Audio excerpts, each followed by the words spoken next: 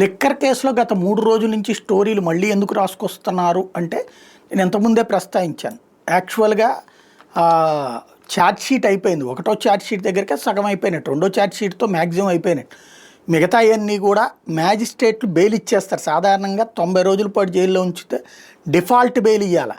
అదే సందర్భంలో charge sheet వేసేస్తే బెయిల్ ఇచ్చేయచ్చు. కానీ ఆ బెయిల్ ఇవ్వనీయకుండా ఉండటం కోసం ఇంకా దర్యాప్తుంది, వాళ్ళని అడుగుతున్నాం, వీళ్ళని అడుగుతున్నాం, అక్కడ సోదాలు చేస్తున్నాం, ఇక్కడ సోదాలు చేస్తున్నాం అని చెప్తా డ్రాగ్ చేయడానికి. ఒకప్పుడు జగన్మోహన్ రెడ్డిని కనుక జైలు నుంచి బయటికి రానివ్వకుండా ఉండటం కోసం ఒక ఛార్జ్ షీట్ని 15 ఛార్జ్ షీట్ల కింద వేసి మొత్తం కేసులన్నీ ఒక్క ఛార్జ్ షీట్లో పెట్టాల్సింది కాస్త 11 ఛార్జ్ షీట్లు వేస్తూ ఆ ఛార్జ్ షీట్కి మళ్ళీ half charge sheet, full charge షీట్లు అంటూ రోజుల తరబడి జైల్లో ఎట్లా ఉంచారో అట్లాగే వీళ్ళని ఉంచడానికి సేమ్ ఆనాటి ఫార్మెట్నే ఫాలో అవుతూ వచ్చారు.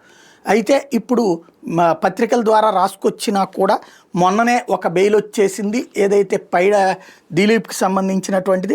ఇప్పుడు తాజాగా వచ్చేటప్పటికి మిథున్ రెడ్డికేమో ఈ ఉపరాష్ట్రపతి ఎన్నికలు ఓటేయడం కోసం మధ్యంతర బెయిల్ వస్తే, ధనుంజయ్, కృష్ణమోహన్, బాలాజీ గోవిందప్ప కీలకం అంటూ వీళ్ళు ఎవరైతే చెప్తున్నారో వాళ్ళ ముగ్గురికి కూడా తాజాగా బెయిల్ మంజూరు చేసింది. ₹1,00,000 షూరిటీతో బెయిల్ మంజూరు చేస్తూ నిర్ణయం తీసుకుంది. మొన్ననే వాదోపవాదాలు పూర్తయిపోయిన బెయిల్ ఇవ్వద్దని సిట్టు, బెయిల్ ఇవ్వాలని వీళ్ళ తరపు న్యాయవాదులు వాదనలు పూర్తయ్యాక 10వ తారీఖున చెప్తారు, 6వ తారీఖున చెప్తారు అన్నటువంటిది తీర్పు ఉంది. 6వ తారీఖున తీర్పులో ఇవాళ వీళ్ళ ముగ్గురికి బెయిల్ మంజూరు చేస్తూ ఆదేశాలు ఇచ్చింది న్యాయస్థానం.